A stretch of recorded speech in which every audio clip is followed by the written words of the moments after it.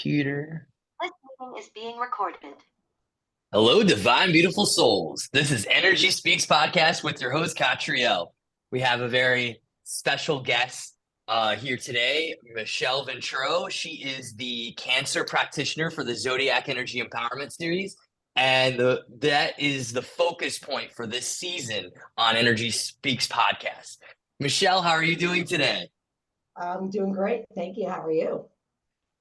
Aquarius season is quite interesting. Oh, yeah. You never know what to expect. It's most likely anything you do expect, it will be the exact opposite or some wonky, weird, funny version of it. Oh, yeah. Yeah, it's going to be a fun year for sure. This is just the beginning. Yeah. So actually, I'm really feeling guided to go with some Zodiac energy updates, like let's talk about what's going on in the planetaries right now. Geez, what's not going on? I mean, I think well, it's funny because Pluto's been doing that dance between Capricorn and Aquarius for a little bit now, but it's like when you go online or anything, it's like it's the first time it's happening. I mean, everyone's like talking about it as if it's the initial phase. So it's been funny to read a lot of that. But it's definitely going to be a nice little taste over the next few months to get a better, longer grasp of what the impact is going to be with Pluto and Aquarius. Yeah. Feel like there's going to be a lot of innovative changes. Yeah. And, I feel like one of the most important things during this time, because for those who are not familiar with the energy of Pluto, it's the planet of transformation, rebirth, death. It's connected to Scorpio energy.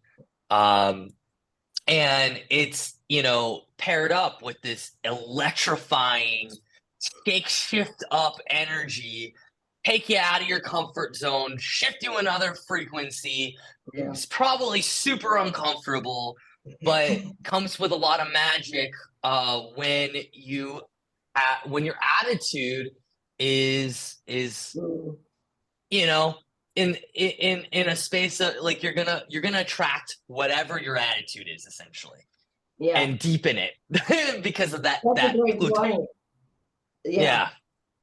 And especially so you got the sun in Aquarius and you have Pluto in Aquarius. And then I know Mars is going to make a nice little, and Jupiter, they're going to have a couple of nice aspects. So your words were spot on with whatever your mindset is going to be as how you're going to receive this, because it could be tumultuous or it could be exciting and game changing.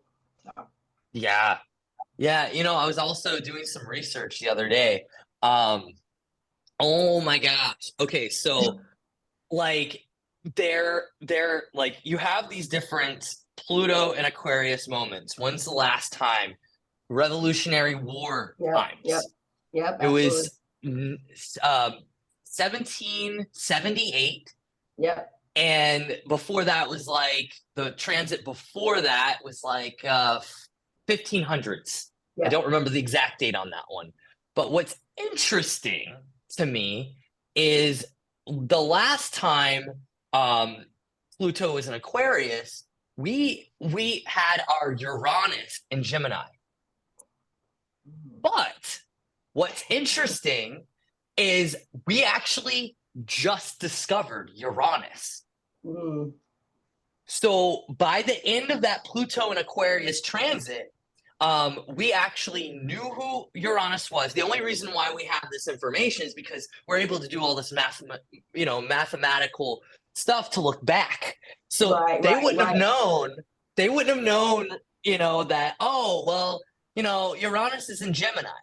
Well, we were creating out of that space, like two different realities, which is really interesting. So we think about this like Pluto and Aquarius and how it was so connected to like patriarchy. We were getting two different realities coming out of this. You're absolutely right. And it's funny because if I don't know if, I'm sure most people know on the podcast, but Uranus is the ruler of Aquarius, the new ruler of Aquarius, right? Where it was Saturn in the past. And then Yeah. with Pluto coming out of Capricorn, which is ruled by Saturn, that's really interesting the way you're putting that two realities. And I actually was watching something last night that the way the message came across was that you have to see the two realities to basically understand, and then to recognize what's false and what's not, and then kind of get rid of that, or come to whatever the conclusion is. So that's really interesting. And the second interesting part of this is I wanted to look at the past stuff. Then I wanted to take it a transit into the future. Right. What would the next Pluto and Aquarius phase look like? Where is Uranus in that? Right. So that takes us to, I believe, 2272. 2272. And so Uranus is actually still in Taurus. So right now it's in Taurus. Right. It will still be. So whatever's happening right now is going to take us through many, many, many ages. Right. Absolutely. Because even the Pluto in Aquarius will be the 2040s, right? 44 or something like that. And then the Saturn, going into Pisces. Right? Am I saying that right? No, Neptune. Did I just screw that up? It's okay. We're in a floaty. Saturn Pisces. Oh my gosh. Yeah. I know my mind's blown right now. Integration. With those outer planets and those shifts, again, things we've never seen before, and we'll never see in our lifetimes on this incarnation in the earth, right? There was another one, June 3rd. There's this other transit. It is it's one every 200 something years, same thing again, something we'll never ever see, with another aspect with Jupiter trining Pluto. So there's going to be a lot of big events this year that are going to, whether they're revelations or they're more confusion. There's a lot of disclosure. Aquarius, which is ruled by Uranus, it has a lot to do with technology. So the whole AI thing, I think, is going to be a big topic, or just a lot of information coming our way, and it's going to be up to discern. What are we jiving with? Because if anyone knows anything about Aquarius, it's the humanitarian, it's about the collective, and it's about revolution and standing up for your beliefs, and that's how change starts. So it's going to be some exciting times. I'm looking forward to it. And I want to touch a little bit deeper on the Uranus and Taurus right now.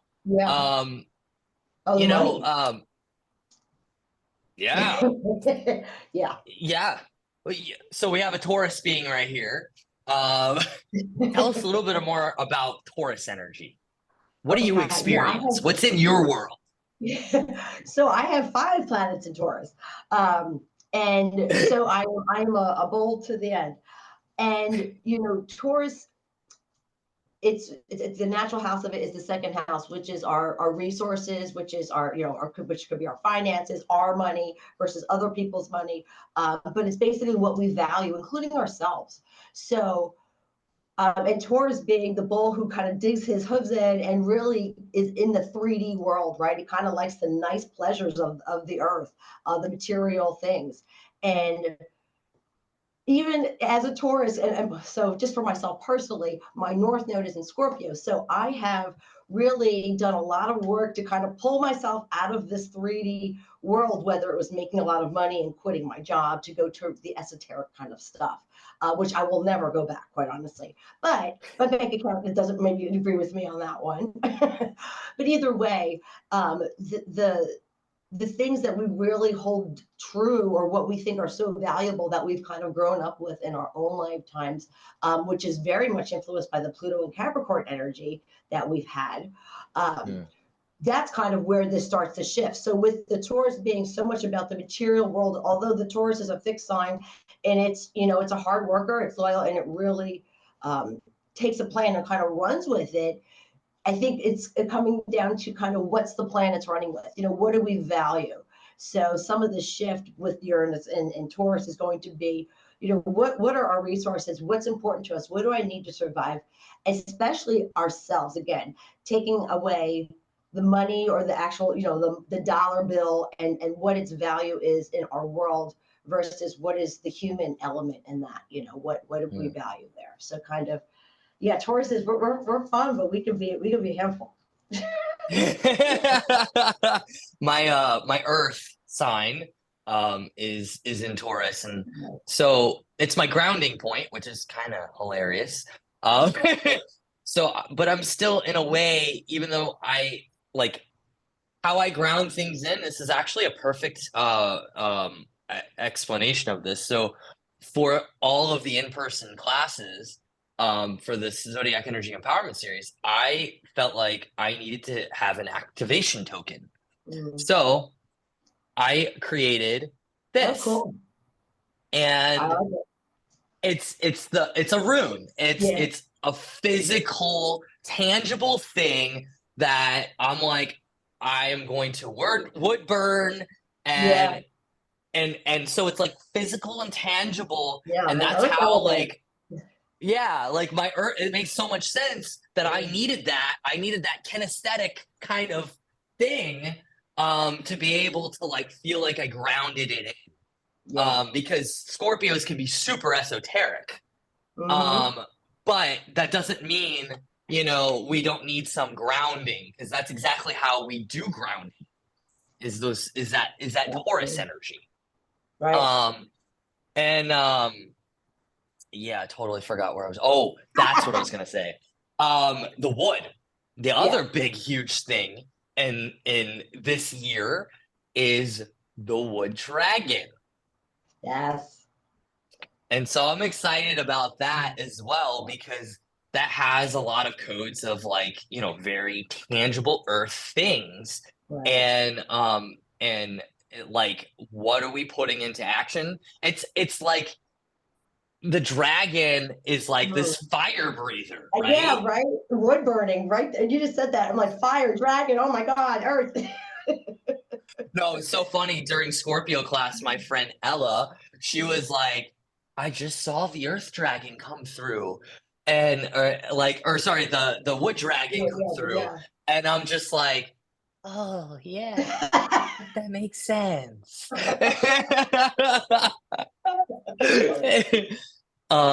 Yeah, and so um talking about you and your Taurus energy and grounding things in, and let's take us through your path of like how you got to this stage. Like, were you always into the metaphysical world, or was that somewhere along the path you discovered? So it's really interesting to reflect back on my life and kind of see how things come full circle.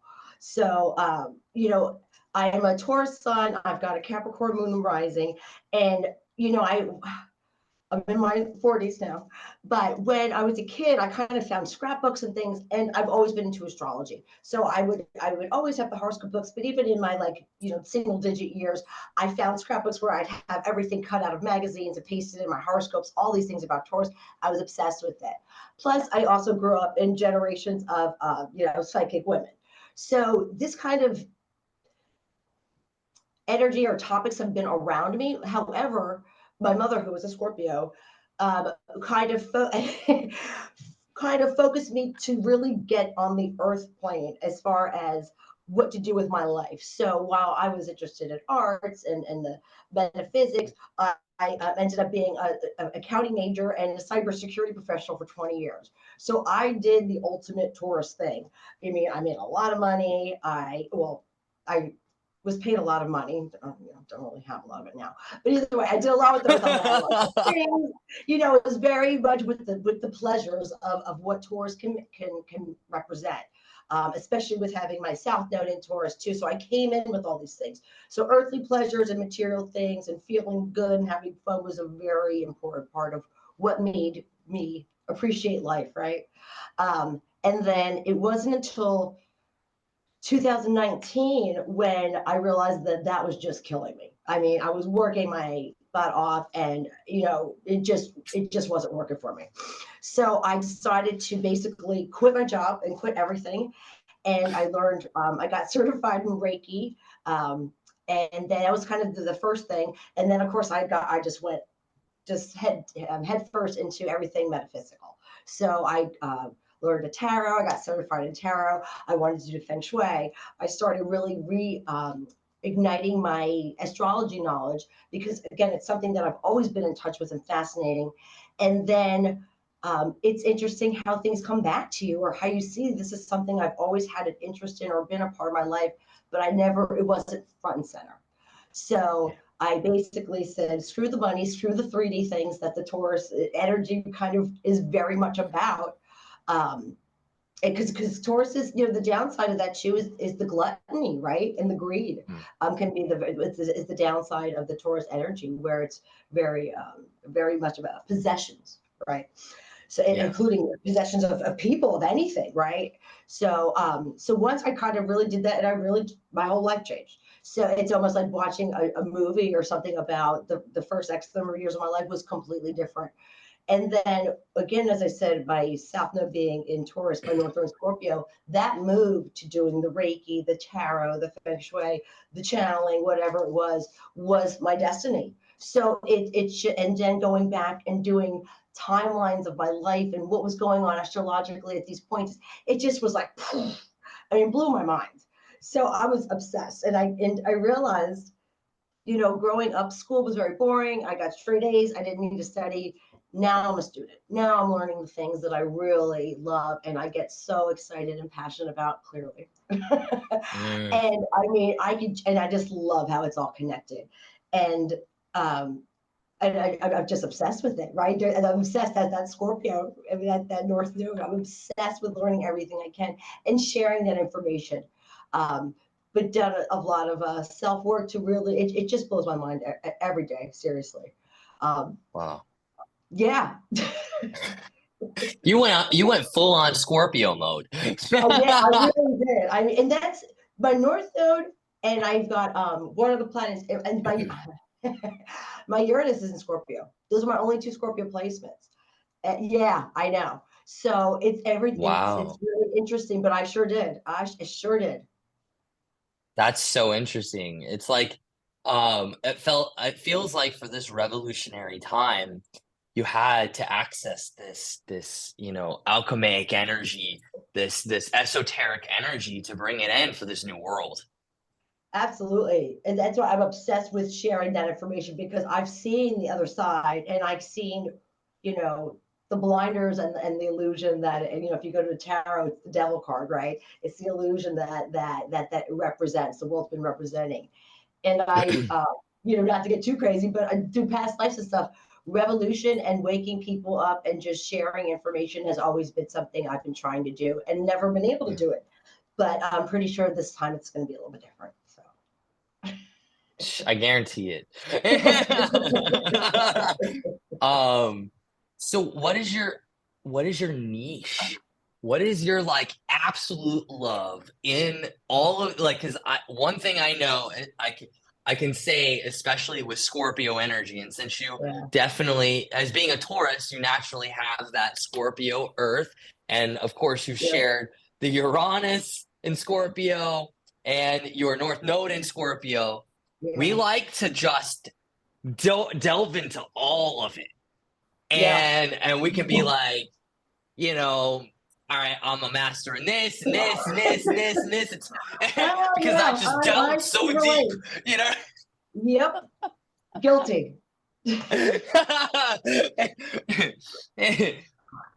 What's your deepest passion with all of these? You can even do a top 3, but top 3. Because like you said, it was like, oh my God, I want to do this and that, jack of all trades, master of none. And it's been, okay, focus, Michelle, because that's another thing I kind of need to do. And actually this year I'm really trying to just focus. So I'd say my top 3 is astrology. Astrology is my baby. Astrology is where my heart is. It always has been, especially looking back at my chart. Clearly this has been something with me. And then with astrology, then comes moonology, which I know we'll talk a little bit about because the two go hand in hand. And actually that kind of reignited the connection with astrology once I started getting that certification. And then I'd say, I mean, oh, yeah, it's tough. Tarot, but energy. I'm an energy person. I'm a clairsentient. I do everything with energy. And I do a lot of tarot. That's pretty much my main thing when I do readings. But there's energy with that too. So I guess I'll do that as my 3.5. I like that. Well, energy's I'm within trying to everything. focus. Yeah. I mean, I love understanding the human mind, the human body. So like with astrology, the human design, right? All of that, why do we think the way we think? Why are we the way we are? That's my obsession, really. Because with that, I also like to uncover patterns. I'm obsessed with finding patterns and synchronicities, especially as it relates to us and like our karma and things like that. So, whatever tools go into that kind of work, I love that. So. I love that. I love that. I love me some human design. Still kind of like I haven't gone as deep as I want to go. Yeah, same. When like from Another one of Scorpio the I was gonna say from Scorpio perspective, like what is deep enough, but like yeah. But yeah, like it's such a unique model. And when I went to Glastonbury, on my travels, I had a conversation with someone in regards to human design and what's the other one? Oh, thank you. I needed that. I was like, so I actually went and got to see a Gene Keys talk. I just happened to walk into the White Rabbit, and I happened to just say, like, hey, what's that sign that's going towards the upstairs? Oh, we just started to talk on the Gene Keys. I was like, you joking me right now? Love it. Like, the guy, like, literally studied with the one who created Gene Keys. Wow. And I'm, like, walking in, and I'm just like, divine creator, thank you. Love it. But what I found out is the flow for Gene Keys and is different from the human design. One is more divine masculine, which is the human design. Right. And then the Gene Keys is more divine feminine.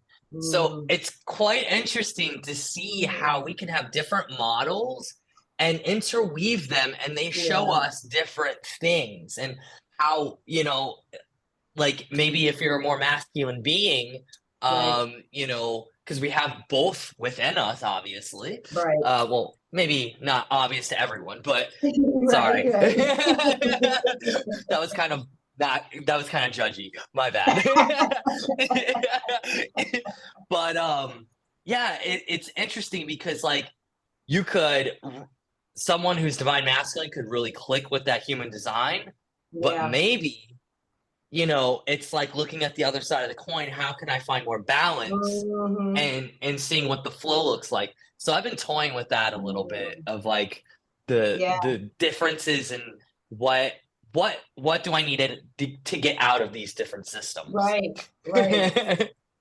No, it's again so fascinating, and I think you were even the one that told me about Gene Keys, and then of course I went down the rabbit hole immediately, and then I put that on the side to do something else, of course. But it's interesting when you talk about the masculine versus feminine, because I always feel I have a lot of masculine energy, despite a lot of my signs having more feminine energy, and I try to embrace more of that divine feminine. So that's an interesting approach about which makes which represents what. So, yeah. I don't know why I intuitively want to look at your chart for the degree points and see what is revealed through them, because often we don't look at the degree points to see what hidden wisdoms, because it's our flavor. Right. I got 3 0 degrees. So I know that Oh, and then I just started something else pretty cool that I'll have to show you, which is taking the zodiac, your natal birth chart, and because since every deacon and of every part of every sign is associated with a tarot card, and doing it in a tarot spread, and it's freaking really cool. Oh, I gotta Really, see really cool. that. Yeah. You know, I was just at some point I would love to connect you with Ella. She's in town from Texas. Okay. And we were, playing our little astrology. Yeah. And we were talking about the decans. Am I saying the name right?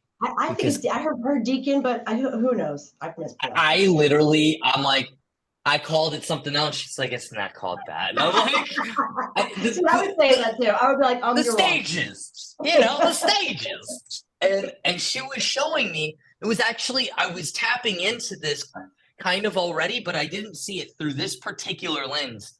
And because I work with like the degree points really, Mhm. really intense. And then those degree points can make up other like energies when more than one number come together. So you have more than one energy, and then that nets to another energy. But then she threw Ooh. another thing into it, which was really freaking cool, is that like each of the decans have a um a connection with a like a planet. Mm-hmm. And so Yes. um and so like it's another way to like look through and go Yeah. deeper of like because like I'm a 12 no 14 degrees Uh-huh. sun, Okay. and so like that will have like a Yes. specific But planet associated yeah. with that.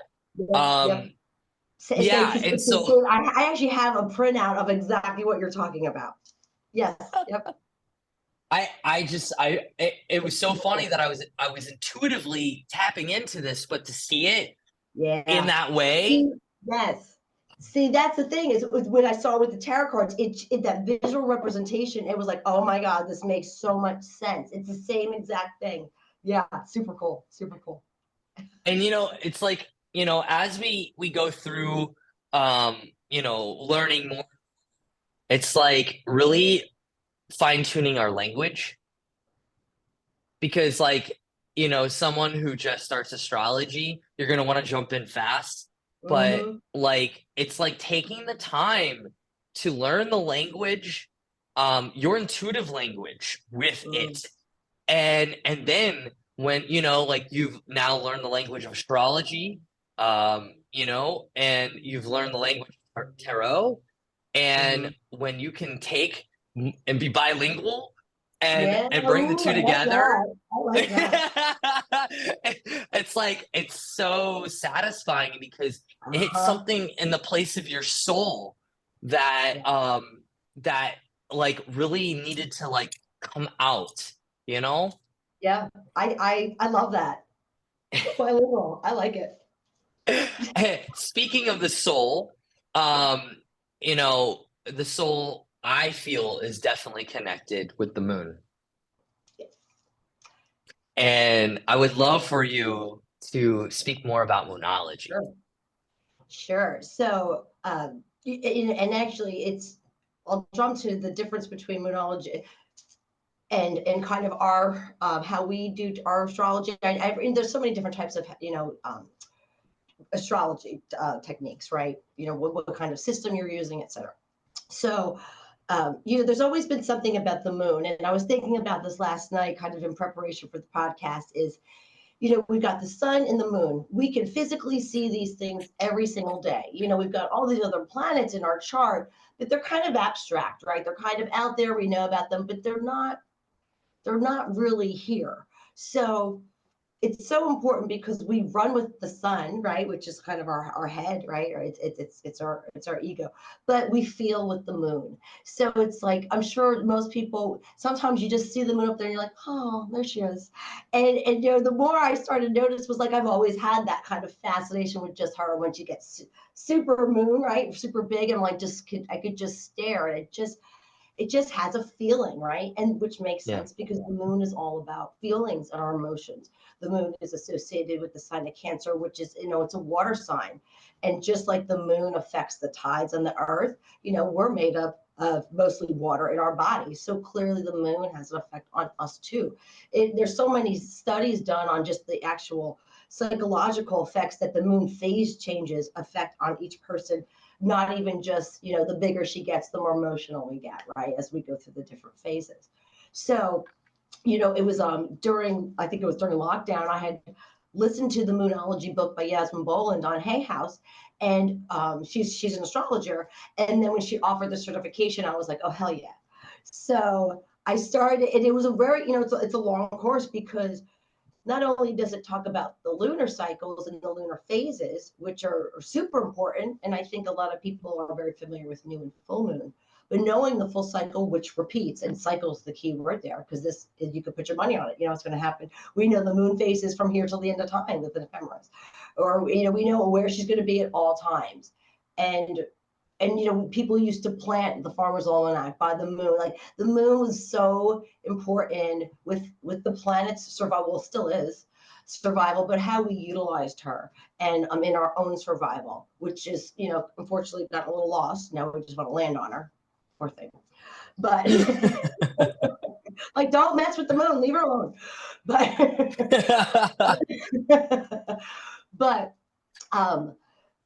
as I started taking that class, and then of course, it goes into astrology, which, as you said, there is so much to astrology. I don't think any one person can ever know everything about it, especially because there's so many different, again, the house systems and techniques and philosophies and etc. And they're still learning things, right? Or there's different, with whether it's planets or asteroids or just all of the things. And so anyway, with the moon, when I started doing the certification, which then kind of reignited the fascination with astrology, because it uses the, your rising sign, and it uses the whole house system, which is a little bit different from what I practice with astrology, which I use the traditional Western, but it was interesting to see the comparison with that too. So it showed me some techniques to kind of incorporate all of it. But anyway, during this course, I of course have to put this into practice, because I don't believe anything at faith service. I got to really try it out and test it and learn things the hard way. But I really, I got my journal, and I lived it, and I did my moon work for about 2 years before I started teaching it, because I really had to know what I was going to teach. And I swear by it. It is legit. Moonology is legit, and it basically is about how to plan and predict your life, using the lunar cycle and your birth chart. So, you've attended actually some of the workshop that I've done, but what my mission is, and I've taught this a few times so far, and will continue to teach this, is to empower people. Since you know where the moon's going to be every day, and faith is going to be in, and it's for the entire world, you can completely use that information to do anything. Whether it's in your own personal life, whether it's to make a trip, whether it's to buy a house, to get married. I mean, all the things that astrology provides, but then you take the emotional component of it, because the moon, again, is about our feelings, our needs, our intuition, all the things from the heart space, which we run a lot out of our head space, right? Which is the sun. So live by the sun, love by the moon, right? So the more, that has become really important and integral with how I live my life. And, every day I try to honor the moon, and when I'm aware of the phases, I can use that and how I operate. So maybe I don't react right a certain way, because I know the energies are wild that day. So it really becomes very, part of the process of just how I am, and how I can manifest. Because when you really get in touch with that, you can manifest from the heart, which lasts a whole lot longer. So there wasn't that too much. I love that. Yep. Wholeheartedly agree. Yeah. So the moon has always been very special to me.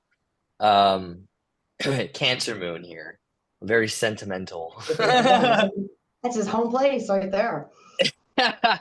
Like, it for me, like, the Cancer energy is connected with the moon. Like, every single sign has a connected planet to it. And so, like, Cancer energy, is very motherly. And I don't know, like water, being near the water is very soothing to me. Though Mm. being in it does not feel good to me. Other than like a shower. I like that. I don't like really going into the ocean. It's not my thing. Past life thing. True story. Yeah, yeah, I hear you. I hear But what's interesting is with is cancer is the rememberer. you. Water is connected with memory. Hmm. Like, what's that one Disney movie? Frozen. Frozen. Hmm. The second movie really taps into that. They were right. They were I teaching haven't good seen it, so stuff now on I that might one. have to watch it. Like water has memory. That was like the tagline in that movie. Oh. And I'm like, yep, totally accurate. I was like, yes, they got it. But what's really cool is, with water and I don't know, is like I like when I go to a space like a natural water space, Mhm, and that flow of what's going on there, I feel like I can connect to any point in the world mhm, and connect with that water source. I've had several times where I've communicated to someone mhm, and I'm standing right there in front of the water, and it's like they happen to be standing in front of water. mhm, And we've like somehow mhm. communicated across globally. Right. And it's really freaking cool. And also another big thing is like the water, you know, we can program water. Oh yeah. Oh, I was gonna say the crystal yeah, oh my God, it's so cool. So cool. Like I can't remember the guy's name. Emoto? Something Emoto. Mm. Um ah, eh. You can see the little designs and Yes, things yes, like yes, that. yes, yes. And And there's it goes this other orange lady, and it goes, oh yeah. yeah, and there's this other Oh, lady yeah. that like will say Yes, different words yes, I to, know that's the one I know, Veda or something yeah, like that. Yeah, yeah, yeah. yeah. And it's so interesting. And I've been on a journey across the planet, collecting water from all over. Went to Mount Mm. Shasta. When I went there, I was guided to get some of the spring water there. And Ooh, so I have some in a little glass wow. little thing. And then when I went to Serpent Mound Yeah. in Peebles, Ohio, I Mm. just could sniff it. It was like my inner wolf was like, there's water here that's sacred. It's You're like the human sacred dowsing in a rod. well. Like it was just so funny. And I happened to talks with Ravens, that's her name. Um, and she just happened to come up to my friend Ella and I on this journey, and she was like, we were talking, they have a metaphysical shop down the street. I'm like, what? Of course. Like what? And he has all these asteroids. Like he was on that one Mm. show, Oh, Ancient Ancient Aliens, Aliens. yes. Found out it's episode or I season saw three, it. episode I one. saw Yeah, you did. Okay. it. Good. Yeah. Yeah. So I met that guy, and so funny. And then when I'm talking to him, I'm asking about this water. I said, I've been going to sacred places and collecting water. Is there water nearby? I can feel it. Mm. He says, actually, yes, there's a well. Just go down this particular road, and like there's like an access point for the public. That's on someone's private land Oh, that she's wow. opened it up. And I'm like, wow, Mm. okay, Yeah. intuition, yay, thank you. Uh, and then I went to Glastonbury and collected water there. But the last time I was there was super unique. I met this one lady who's been taking the waters, blending them, putting gold in Mm. them and frankincense, Mm. and has been marketing this particular water that will really clean out the pineal gland, Mm, and connect you to like the sacred waters. And I'm like, yeah. yes. And Wow.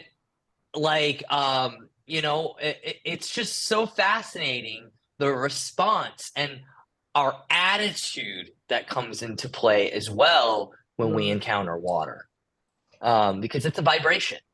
yeah, for sure. And And it does all the, what it transforms itself into so many different forms, right? right. Which, And speaking about water, yeah.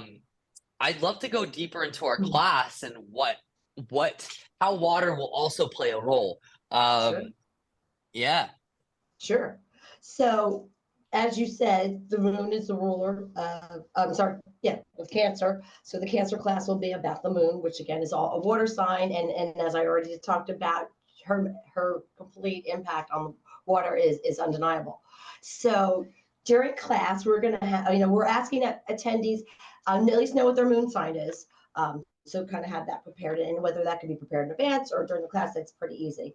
And then we're going to do a couple of different exercises that to kind of get people without even really knowing much, to intuitively kind of identify with certain things as far as their feelings go. So without giving away too much, Absolutely. we got a couple of exercises to look at the different ways we connect with our feelings, or how we think we do. Let's say that, right? Whether it's through conversation, through touch, through observation, it's different activities. But essentially, the day of the class that we're going to have is the day before the new moon, which is considered the dark moon. So a lot of what we're going to be doing is in preparation for that new moon, which is all about manifestation. So while we do these exercises and have some discussions to really kind of help understand, why do we feel the way we do, right? Because the moon's all about feelings, and it's what Cancer's, is notoriously considered sensitive, right? Like you said, it's the mother. So a lot of times it can be really emotional, the crabby, whatever you want to say about the Cancers. But because of her association with, with the moon, it's really identifying that and really getting in touch with our own lunar love language, as I like to call it, which is what the moon represents to me. So I think it's going to be really interesting because we think about things. So, how we kind of understand, we're going to change that to an understand, right? And in your term, to not to take the head out of it and just feel with it. Because again, when you use the moon for manifestation or anything in your life, when you leave from here with the feeling you want it to bring and not what you think it's going to bring, then everything is going to last a lot longer. And I think that's kind of the things that we're going to talk about. And then, by the end of it, we should have a nice little thing for everyone to leave with so that they can use that just to manifest the following day, kind of give you a little seed of or nugget of information there. So yeah, I think it's going to be, there's so many things. The more I think about it, I want to make sure we don't go over the time for the class, because I've got so many things that go on in my head, all these downloads and epiphanies of just how, just our words, what they really mean versus what, with the feeling that those words bring. So. I love that. So, bringing it back into how this is playing a part of the Zodiac Energy Empowerment Series. The Zodiac Energy Empowerment Series is taking these different zodiac energies and allowing us to actually embody them through an activity. And so we've already had our first core class when we're starting with Scorpio. It's all about setting the sacred space. We had our in-person class. So you still have the opportunity to do the live Scorpio online class with DC, who's also a reader at Enchanted Spirit. So we didn't even go into that. We will. Oh, yeah. And so, for that class, we're going to be doing crystal gridding, because it's all about our intention and it's all about setting the sacred space. And part of setting that sacred, or part of setting the sacred space, is really getting in tune with you and your creator, you know? And so when you're in that space, you'll be able to really fine tune that that intention that you want. Like, you want to birth into a manifestation. Mm. Because like, and as we pay attention to what that theme is for us, we can start creating things that are represented on the outside through a crystal grid, and find out the different meanings behind what those crystals are, or that pattern is, or whatever elements we have on this grid. And then when we go, we come out of the zero space, right? The sacred space. We want to put the ingredient of love in. We want to put that ingredient of the heart, which you spoke about, Michelle, leading from that heart space. And that's when we start to get connected with our creativity for Leo. And that naturally brings us in, that the heart has come in first, and then we link that with the soul of Cancer, that feeling, that vibration, because we're breaking them down, but it happens alchemically all together. Like, it's like a whole formation. It's not that when you're in Leo you don't feel, Right. but we have to break it down in some way, shape, or form. And we're drawing that focus point. So when we do come into this Cancer class, we're focusing on the feelings that, what's coming up for us, and do we need to maybe exit some of those feelings, to transmute them, and then bring it back in. It's like, okay, yeah, we're back in the heart space. What is being created out of the heart? Oh, let me drop into my soul as well. And it's like that pairing energy, And so I'm super excited to see how us connecting with the moon is going to transform us. Absolutely. And the transmutation, as you said, the water is one of the easiest ways to transmute anything. You put an intention on water and you release it to the earth and the universe. And then again, it changes states. It's so powerful. And, there was a meditation I had, a couple of years ago, and the download I got was, if you don't love it, it won't survive. And that goes for anything. So if you don't include love in whatever we're doing, whether it's ourselves or the planet, it won't survive. So, and you kind of just alluded to that too, with how you're doing the series. So it's so true. And it's so cool and exciting. I love it. I'm just so excited to have you as the Cancer practitioner for In Person. Thank you. Yeah.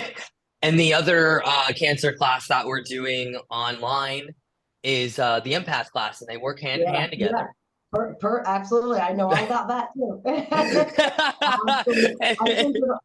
I mean, everyone should, there's a lot more people out there, especially, with the generations that are more empathic or more well, let's say the empathic is one thing, empath is different. So yeah, I think there's a lot more empaths out there than people realize. And I think it's so important for people to understand that, to really understand themselves and protect their energy and all that good stuff. So that's a good one. And then along with the Zodiac Energy Empowerment Series, like I said, for the in-person classes, if you're in the Tampa Bay area, if you're traveling too, you can still participate.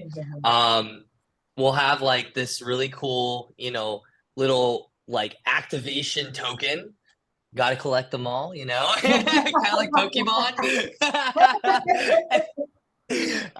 Or got to catch them all, something like that, whatever, But, it's like, through that, we can also kind of program through the earth, physical, something, and allow ourselves to like really feel into that, and how we can track our journey. Don't have it in front of me, unfortunately, but I have the Zodiac Energy Empowerment Series journal for 2024. It will tell you all about the series. It will tell you the model we're using. it'll have a schedule, and it actually has questions guided towards every single class, both online and in person. So you don't have to buy two different journals. But it's a really nice tool to be able to write down your thoughts and process, because when we go through the actual activity, you're not going to have time to go through every emotion, every thought, all of that, and really marinate. So that's where the inner work comes in, and taking the time for yourself, even if it's 5 minutes a day, to write down some thoughts, connected with your intention. And as we connect with that intention more and more, we're bringing it into our awareness, and we're connecting it to these different, stages along the journey. And as we do that, we start to see magic happen. We start to see a transformation. We start to see things shift and move. And eventually that manifestation where we can physically touch it and then embody it. Yeah. And so it's a nice tool. You can find that on Amazon. Literally type in Zodiac Energy Empowerment Series 2024. You can find it through the Amazon shop in any part of the world. And then you can look up for any information about the Zodiac Energy Empowerment Series. EnergySpeaksByCatriel.com has all the information under classes through the Zodiac Energy Empowerment Series. You can look in person or online path. And then there's also the events on how you can get your tickets. And so for this particular class, it is at Enchanted Spirits on February 8th on a Thursday night, 7 to 9 p.m. And so we're going to expand ourselves a little bit with the Jupiter energy within the moon. It's better than that. Did I get all the details? And you can get those tickets by showing up at the shop. Right. And it's better if you do call ahead to reserve your spot. Yeah. Just so we know you're coming. It's always a good thing. And if if we're not immediately at the door, we know to expect you. So Right. Absolutely. And how can, if they want a reading or connect with you, how can they get in contact with you? Sure. So yeah, I offer to do readings. I do Reiki, charts, all the good stuff, and I'm at Enchanted Spirits over in Dunedin, so they can always call the shop or make an appointment there. I also do, especially with the Reiki and other things. I also do private sessions too. So I think my information is somewhere in our material that they can always reach out. Either through one of those paths. You guys can find me, I'm sure. My name is pretty much my identity when it comes to finding me for work. So again, going back to EnergySpeaksByCatriel.com, you go to the In Person Zodiac Energy Empowerment Series path, and then you can look up Michele. It's in order of all of our classes. The practitioners are up top, and all her information is there. Perfect. Thank you so much, Michele. Thank you. This was fun. I really look forward to your whole. I think you're doing a great thing here. It's super cool, and I look forward. And I'm grateful to be a part of it. Thank you. Thank you. And I want to say thank you to all the listeners out there and watchers as soon as I have it up on YouTube. And I look forward to seeing you along this journey of the Zodiac Energy Empowerment Series. Over and out. Hi, everyone.